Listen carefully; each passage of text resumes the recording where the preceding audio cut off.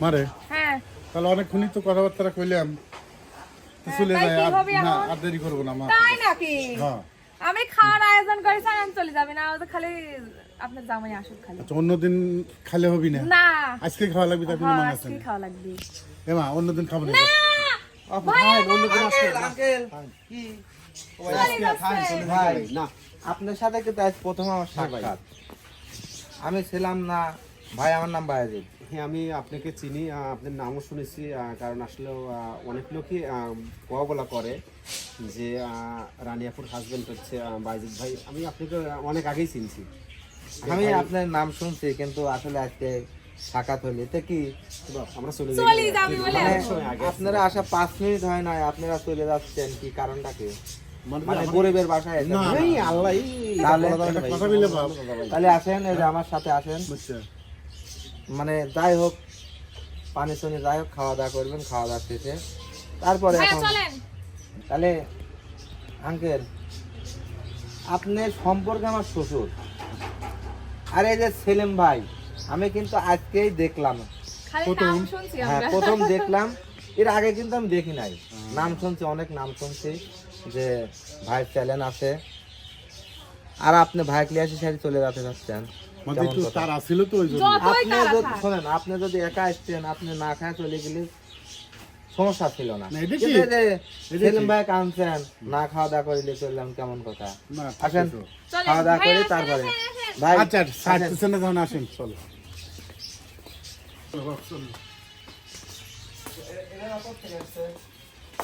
আমরা জি এই দেখো বসেন উঠে যান উঠেন। আপনারা ওঠেন না না আপনিও কি আপনি- আপনি উঠবেন ওঠেন। বসেন।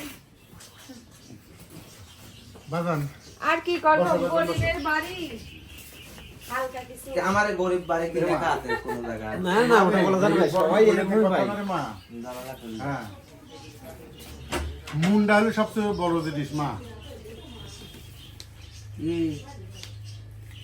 ভাই বাপ নেন। বাপ। আপনি বসেন বসি ভাইয়া খাবে না বসেন না ভাইয়া বসেন নাও, মটন নাও। আমি নিচ্ছি ভাই নেন। ভাই নেন ভাই না না এই ব্যবসা বাণিজ্য কিনে হচ্ছে বাপ আপনার দোয়া আলহামদুলিল্লাহ হচ্ছে।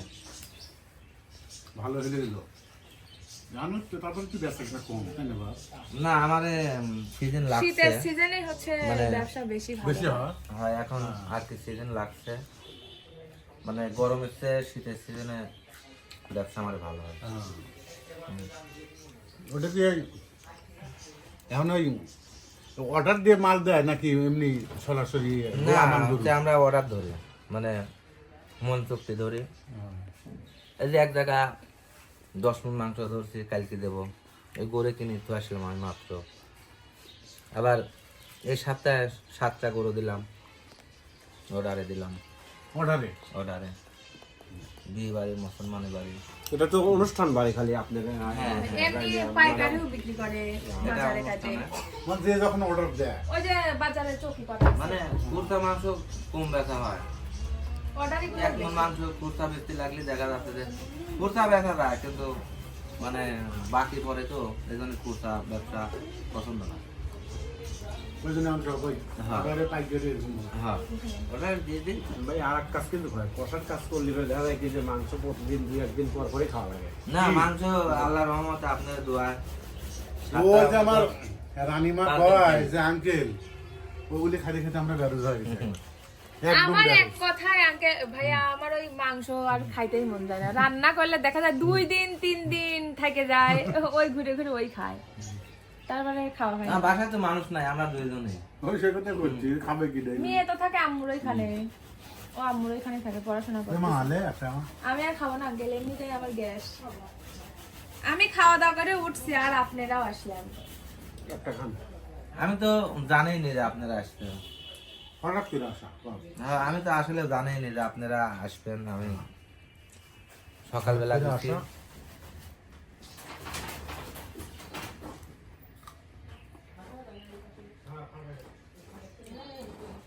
বুঝে যাব হইলো ঢাকা বুঝছো বাপ হ্যাঁ টিকিটও কাটেছি, পরে ট্রেনের টিকিটও কাটেছি। হঠাৎ করে আমার বড় ছেলেটার বিয়ে দিছি, ওই বউটার বাচ্চা হবে। ডাক্তারের দোকানে নিয়ে গেলাম, ডাক্তারের কাছে, ডাক্তারের ইয়ে গেলে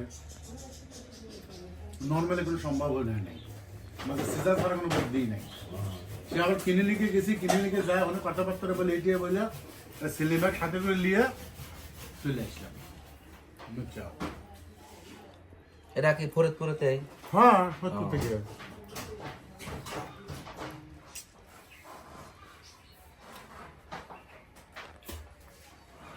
রোজার দিনও তো বেচা কিনা হয় না আমার, রোজার হচ্ছে তাই না মা? হ্যাঁ রোজার 15টা রাতেই আমার ওটা শুরু হয়ে যায়। মানে পাবনা এই গ্রামের সমিতি আছে না, মানুষ সমিতি করে, দেখা যাচ্ছে যে প্রতি সপ্তাহে 100 করে টাকা দিচ্ছে। সর্বোচ্চ বায়না হচ্ছে রোজার ঈদে। আপনার এক একটা সমিতির 5 মণ 10 মণ 20 মণ করে মাংস লাগে। এখন তো মানুষ অধিকাংশ লোক সমিতি, হ্যাঁ হ্যাঁ, দেখা যাচ্ছে যে একবারে কারোর 5,000 টাকা দেওয়ার মতন সমর্থন নাই, হয়তো সপ্তাহে 100 টাকা 100-200 করে এটা করে সমিতি করে। মাসে কেউ 200 দিচ্ছে, দেখা যাচ্ছে মাসে 200 দিলে পারে 2500 টাকা হচ্ছে এক বছরে। 2500 টাকায় মনে করেন 4 কেজি মাংস হচ্ছে। মাংসের দাম বাড়ি দেয়, মানুষ অনুষ্ঠান করতে অনেক টাকা খরচ হয়। তো তা তো হবে। 2 মণ মাংস হলে অনুষ্ঠান করতে গেলে পরে 1 লাখ টাকা খরচ হয়। তাহলে কয়জনের টাকা আছে? এজন্য মানুষ এখন দেখা যাচ্ছে যে 1 মণ 50 কেজি আবার না করলেই চলে। একান্তই যারা না করলে হয় না বর্তমান তারাই কিন্তু এখন অনুষ্ঠান করে। মারে হ্যাঁ। তোমার শিডিউল কিরকম চলতেছে এখন? শিডিউল আঙ্কেল এখন শিডিউল তেমন নাই, মানে দেখা যায় সপ্তাহে 2 দিন হয়, 3 দিন হয়, আবার কতক সপ্তাহ মানে সপ্তাহ ধরেই বসে থাকেন। মানে তো- আগে আমি ওই 1 বছর যেরকম কাজ করছি, মানে প্রতিদিন সপ্তাহে হয়তো 1 দিন 2 দিন ছুটি পাইছি, তাও আবার পাই নাই, জোর করে কাজ করা হয়েছে।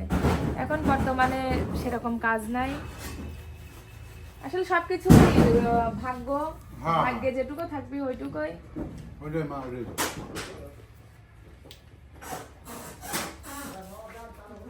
তারপরে আপু চালানি মালিক একজন উপর আল্লাহ, অবশ্যই ভাইয়া, ওইটাই। কারণ আল্লাহ ঠিকই চালাবে সবসময়ের জন্য। ধৈর্য ধরবেন। দুনিয়ার উপরে ওইটাই। হ্যাঁ, এটাই দুনিয়ার ভাইয়া। উপরে আল্লাহ পাক পাঠাইছে, রিজিক কার আল্লাহ যার যেটা রেজেকে থেকে হবে। অতটুকুই হবে। ঠিক কত ঠিক আছে, আমি ইচ্ছা করতে পারলেই সব কিছু সম্ভব না, আমার চেষ্টা করতে হবে, আল্লাহ পাক দিবে। অবশ্যই অবশ্যই। মানে আল্লাহ সৃষ্টি করেছে মানুষের যে কোনো ব্যবস্থায় আহার দিবে। কেউ আর তার না খায় থাকে। অবশ্যই দুনিয়ার উপরে পাঠাইছে যখন অবশ্যই রিজিক দিয়েই পাঠাইছে। হয়তো কেউ ভালো খাবে, কেউ খারাপ খাবে। এডে। এই দুনিয়ার উপরেই কেউ 3 ওয়াক্ত খাচ্ছে পোলোয়া, কেউ খাচ্ছে মাছ, কেউ খাচ্ছে ডাউল, কেউ মরিচ ডালে ভাত খাচ্ছে, কেউ 3 বেলা খাচ্ছে না, 1 বেলা খাচ্ছে। খাচ্ছে তো, খাচ্ছে তো, হ্যাঁ মানুষ খাচ্ছে। আল্লাহ কাউকে না খাওয়া রাখে না। যে কোনো না যে কোনো ভাবে আল্লাহ লিবে দিন। যে ভাই যদি ড্যামরা আসেন আমাদের বাসায় আসবেন, আপুক সাথে করে নিয়ে আমাদের বাসায় আসবেন। আমি ড্যামরাতে কখনো গেছি কিনা মানে আমার মনে পড়ে না। বাগাবাড়ি যান নাই? আমি বাগাবাড়িতেও যাই না। বাগাবাড়ি যান নাই? না, বাগাবাড়ি গেলে ড্যামরা আপু সব জায়গায় গেছে, আপু ড্যামরা চেনে। মানে আমি আমি চিনি, হ্যাঁ। আমি এরপরে গেছি আপনার হচ্ছে ওই মুনিরের বাড়ি পর্যন্ত। কেনাই।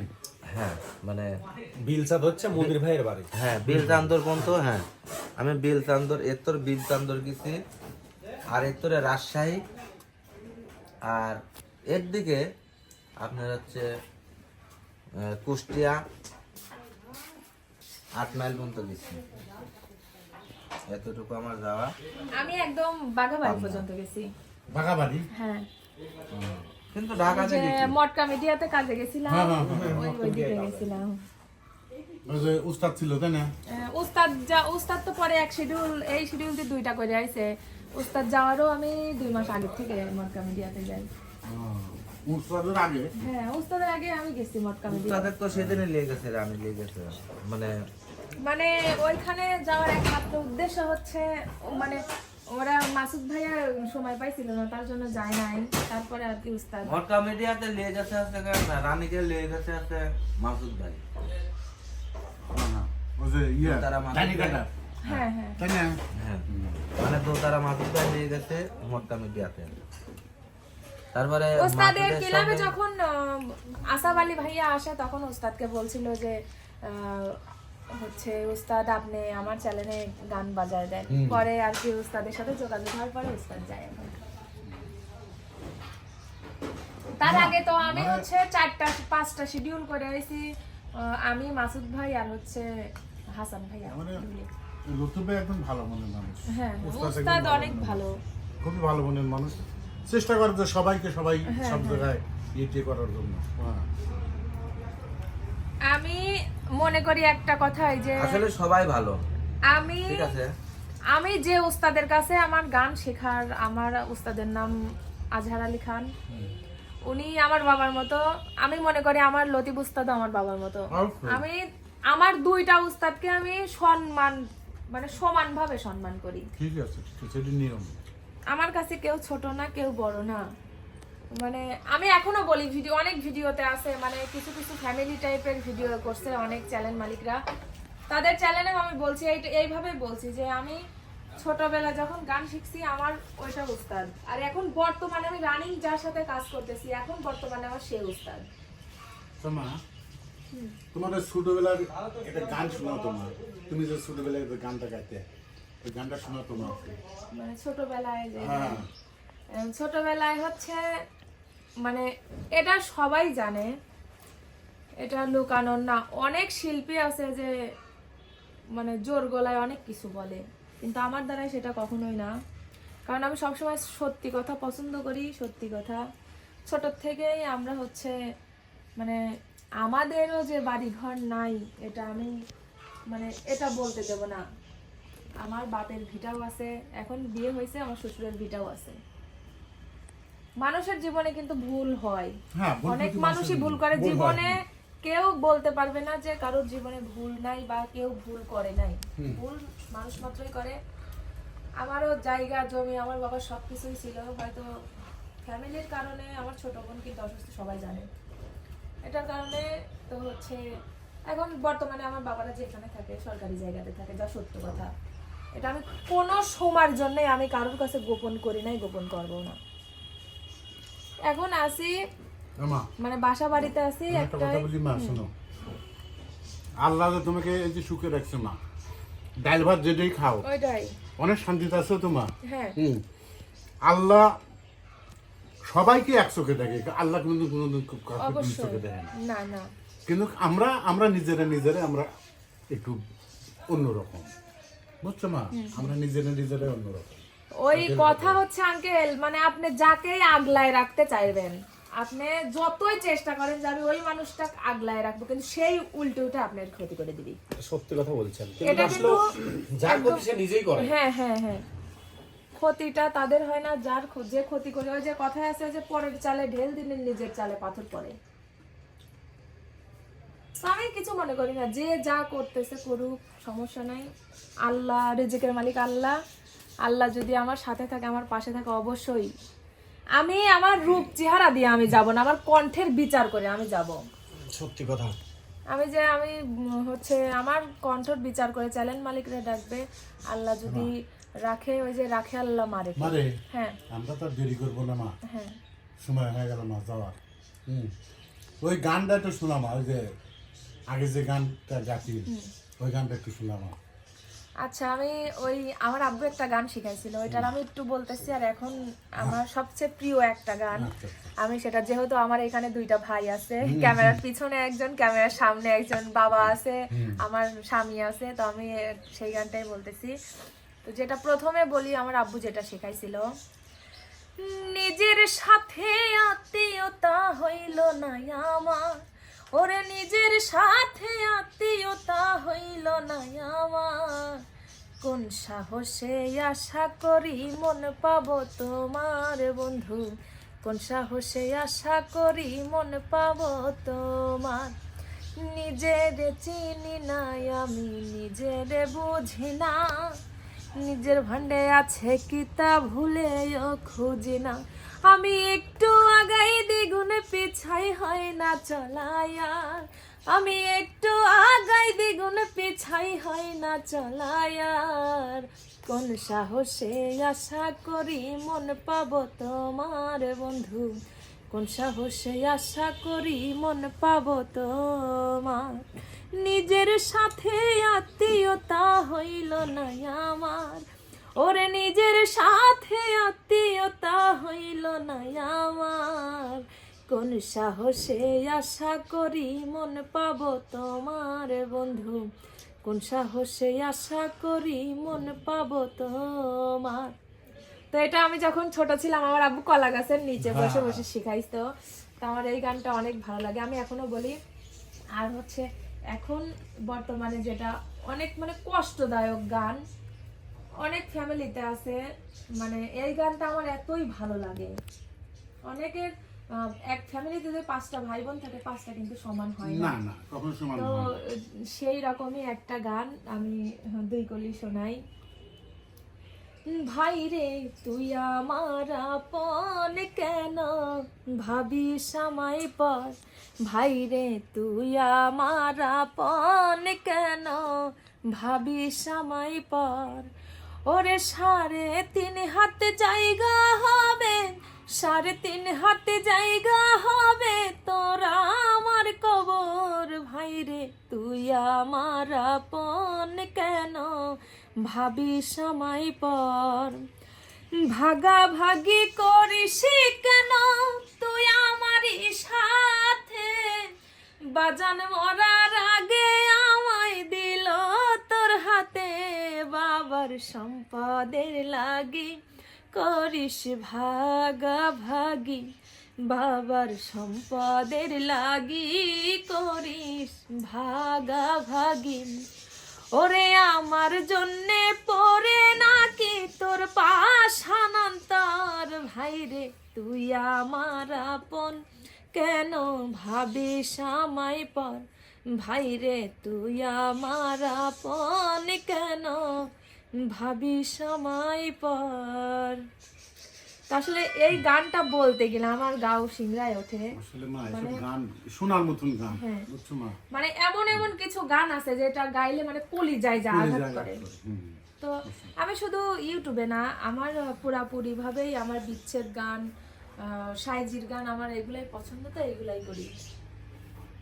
মা হ্যাঁ অনেকক্ষণ সময় দিলাম মা, আমরা দেরি করবো না, চলে যাবো মা, বুঝছো? মানে এই নাস্তা করে চলে যাবেন, হ্যাঁ, রান্না আমরা- বান্না করবেন না? মানে রান্না বান্না করবে আপনার মেয়ে, খাওয়া দাওয়া করবেন তারপরে যাওয়া। শোনো বাবু, এই যে আমরা পানি বিস্কুট দিয়ে যাই খাইলাম, এটাই আলহামদুলিল্লাহ, তাই হলো। এটাই হ্যাঁ, এটাই হলো সবচেয়ে বড় জিনিস। না রান্না আপনার মেয়ে রান্না করবে, খাওয়া দাওয়া হবে তারপরে যাওয়া। আল্লাহ রসুল বলছে যে ব্যক্তি মেহমানকে সে আপ্যায়ন করবে, তার বেশি আরো আল্লাহর তরফ থেকে তার প্রতি আল্লাহর ভালোবাসা এবং তার বরকত হয়, সংসারে আয়োন্নতি হয়। এটা কিন্তু নিজে বলছে আল্লাহ। আমরা যে পানি খেলাম, এই যে বিস্কুট খেলাম, যাই কিছু খেলাম, এটা মানে বরাতে ছিল, আমরা খাইলাম তো আগে যতই হচ্ছে হোক ভাইয়াদেরকে নিয়ে আইছেন, না মা। তাই কোনোদিন হলো? অন্য একদিন আসবো, এসে খাবো, সময় করে একদিন আসবো, আর আপনারা চলে ইনশাআল্লাহ যাবেন ভাই, চলেন ভাই। অবশ্যই ভাইয়া যাবো, আল্লাহ যদি বাঁচায় রাখে।